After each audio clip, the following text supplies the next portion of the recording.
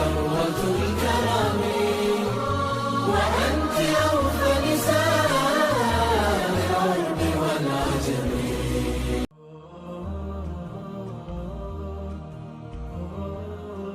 حضرت عبداللہ بن عباس رضی اللہ تعالی عنہ سے روایت ہے کہ میں مدینہ کی ایک گلی میں قرآن مجید کی ایک آیت پڑھتا ہوا جا رہا تھا. اتنے میں پیچھے سے آواز آئی، سند بتاؤ اے ابن عباس، سند بتاؤ. میں نے مڑ کر دیکھا تو حضرت عمر تھے. میں نے کہا میں آپ کو ابی بن کعب کا حوالہ دیتا ہوں. یہ سن کر انہوں نے اپنے ایک غلام سے کہا کہ ابی کے پاس جا اور اس سے دریافت کر کہ کیا تم نے یہ آیت یاد کرائی ہے. ہم ابی رضی اللہ تعالیٰ عنہ کے پاس گئے. ابھی ہم ان کے دروازے پر پہنچے تھے کہ خود حضرت عمر آ گئے اور اندر آنے کی اجازت طلب کی.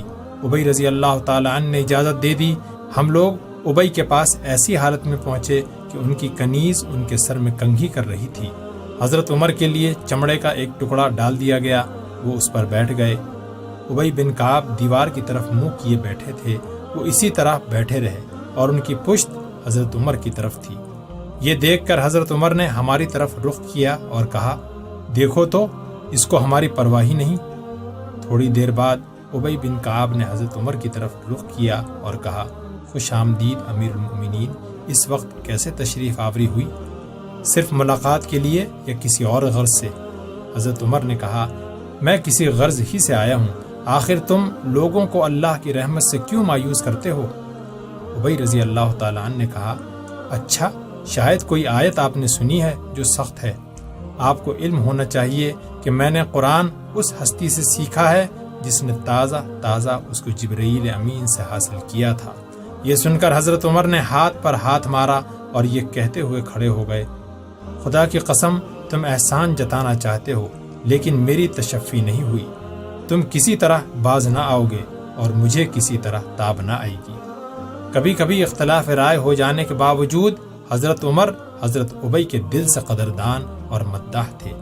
شام کے مشہور سفر میں انہوں نے جابیہ کے مقام پر جو خطبہ دیا اس میں فرمایا من اراد القرآن فلیأتی ابی، جس کو قرآن کا شوق ہو وہ ابی کے پاس جائے.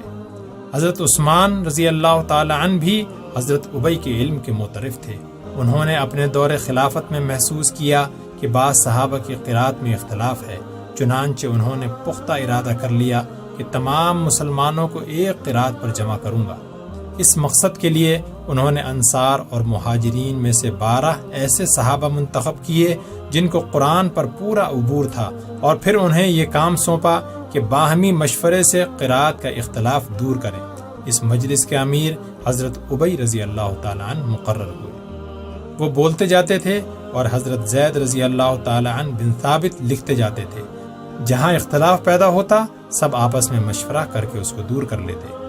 کنز الاعمال میں ہے کہ اس کے بعد قرآن حکیم کے تمام نسخے حضرت ابی رضی اللہ تعالیٰ عنہ کی قرات کے مطابق ہو گئے. لیکن بعض روایتوں میں ہے کہ حضرت ابی حضرت عمر فاروق کے عہد خلافت میں وفات پا چکے تھے.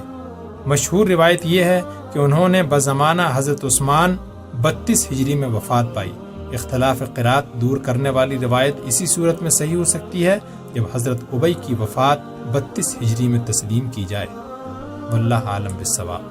حضرت ابی نے اپنے پیچھے جو اولاد چھوڑی اس میں سے طفیل، محمد، ربیع، عبداللہ اور ام عمر کے نام معلوم ہیں. ان کی اہلیہ ام طفیل رضی اللہ تعالی عنہا بھی صحابیہ تھی. حضرت ابی رضی اللہ تعالی عنہ علم و فضل کا مجمع بحرین تھے. وہ نہ صرف قرآن اور جملہ علوم قرآنی میں درجہ رکھتے تھے بلکہ حدیث اور فقہ کے بھی بہت بڑے عالم تھے. امام ذہبی رحمۃ اللہ علیہ کا بیان ہے کہ حضرت ابی نے رسول اللہ صلی اللہ علیہ وسلم سے احادیث کا بہت بڑا حصہ سنا تھا. تاہم حضرت ابی روایت حدیث میں بے حد محتاط تھے. چنانچہ ان سے صرف 64 احادیث مروی ہیں. حضرت ابی رضی اللہ تعالیٰ عنہ کی جلالت علمی کی یہ کیفیت تھی کہ بڑے بڑے جلیل القدر صحابہ ان کے حلقہ درس میں شامل ہوتے تھے. ان میں سے حضرت عمر فاروق، حضرت ابو ہریرہ، حضرت عبادہ بن صامت، حضرت ابو موسیٰ اشعری، حضرت ابو ایوب انصاری، حضرت عبداللہ بن عباس اور حضرت انس بن مالک رضی اللہ تعالی عنہم جیسے اساتین امت بھی شامل ہیں. ان بزرگوں کو حضرت ابی کے گھر جا کر مسائل دریافت کرنے سے بھی اجتناب نہ تھا۔ ان بزرگوں کو حضرت ابی کے گھر جا کر مسائل دریافت کرنے سے بھی اجتناب نہ تھا۔ بعض روایتوں میں ہے کہ انہیں انصار میں سب سے بڑا عالم تسلیم کیا جاتا تھا۔ ان کو اسلامی علوم کے علاوہ تورات اور انجیل پر بھی عبور حاصل تھا۔ ان کتابوں میں سرور عالم صلی اللہ علیہ وسلم کے بارے میں جو بشارتیں مذکور ہیں وہ انہیں بڑے لطف اور انبساط کے ساتھ لوگوں کو سنایا کرتے تھے۔ رحمت عالم صلی اللہ علیہ وسلم کے وصال کے بعد حضرت ابی بن کعب کی ذات ایک ایسے چشمہ فیض کی حیثیت رکھتی تھی جس سے ہر مسلمان بقدر ظرف فیض یاب ہوتا تھا۔ وہ لوگوں کو شرعی مسائل بھی بتاتے تھے اور قرآن حکیم کے حقائق و معارف کی تعلیم بھی دیتے تھے۔ ان کے نزدیک قرآن کریم پر عمل کر کے ہی مسلمان اپنی دنیا اور آخرت سنوار سکتے تھے۔ ایک دفعہ کسی شخص نے عرض کی کہ مجھے کوئی وصیت کیجیے۔ فرمایا، قرآن کریم کو اپنا امام بنا لو، اس کے فیصلوں اور احکام پر راضی ہو جاؤ۔ بے شک یہ قرآن وہی ہے جو تمہارے لیے رسول اللہ صلی اللہ علیہ وسلم نے چھوڑا ہے، اور یہ ایسا شاہد ہے جس پر کوئی حرف گیر نہیں کر سکتا۔ اس میں تمہارا تذکرہ بھی ہے اور تم سے پہلی امتوں کا بھی۔ یہی تمہارے باہمی جھگڑوں کا فیصلہ کرنے والا ہے، اسی میں تمہارا بھی اور تمہارے بعد آنے والوں کا بھی حال درج ہے۔ ابو نعیم رحمۃ اللہ علیہ نے لکھا ہے کہ حضرت ابی بن کعب فرمایا کرتے تھے کہ مومن میں 4 صفتیں ضرور ہوتی ہیں۔ نمبر 1، اگر مصیبت میں مبتلا ہوتا ہے تو صبر کرتا ہے۔ نمبر 2، اگر اسے کوئی نعمت عطا ہو تو اللہ کا شکر ادا کرتا ہے۔ نمبر 3، اگر کوئی فیصلہ دیتا ہے تو پورا انصاف کرتا ہے۔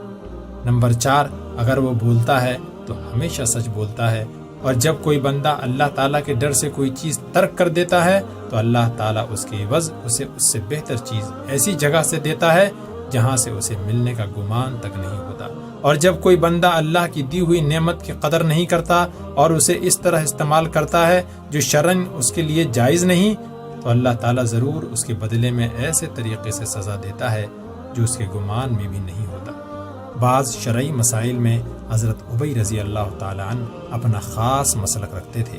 مثلا وہ ظہر اور عصر کی نماز میں امام کے پیچھے قرات کرتے تھے اور دوسری نمازوں میں خاموش رہتے تھے۔ زنا کی سزا 3 قسم کی بتاتے تھے: متاہل بوڑھے کو تازیانہ و رجم دونوں، متاہل جوان کو محض رجم، اور غیر متاہل جوان کو فقط تازیانہ۔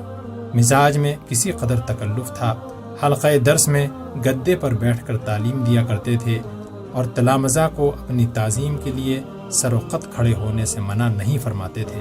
بڑھاپے میں بھی جب سر اور داڑھی کے بال سفید ہو گئے تھے، پراگندہ منہ ہونا پسند نہیں فرماتے تھے۔ ایک لونڈی کے ذمہ یہ کام تھا کہ وہ آپ کے بالوں کو بنا سوار دیا کرے۔ دیوار میں ایک آئینہ لگا ہوا تھا، جب کنگھی کرتے تو اس کی طرف منہ کر لیتے تھے۔ حضرت ابی کی شخصیت علم و عمل دونوں کی جامع تھی۔ بدعات سے اجتناب کرتے تھے اور اپنے ہر کام میں سنت نبوی کو ملحوظ رکھتے تھے۔ عبادت میں خاص لطف حاصل ہوتا تھا۔ نہایت خشوع اور خضوع سے نماز پڑھتے تھے۔ اکثر شب بیدار رہتے تھے۔ تلاوت اور نماز میں آنکھوں سے آنسو جاری رہتے تھے۔ عموماً تیسری رات کو قرآن مجید ختم کر لیا کرتے تھے۔ رات کے ایک حصے میں درود و سلام میں مصروف رہتے تھے۔ تقدم فی الاسلام، حب رسول، شوق جہاد، شغف قرآن و حدیث اور جذبہ اصلاح و تبلیغ حضرت ابی رضی اللہ تعالیٰ عنہ بن کعب کی کتاب سیرت کے نمایاں ابواب ہیں۔ ان میں سے کسی باب پر بھی نظر ڈالیں، ان کی شخصیت مینار نور نظر آتی ہے، رضی اللہ تعالیٰ عنہ۔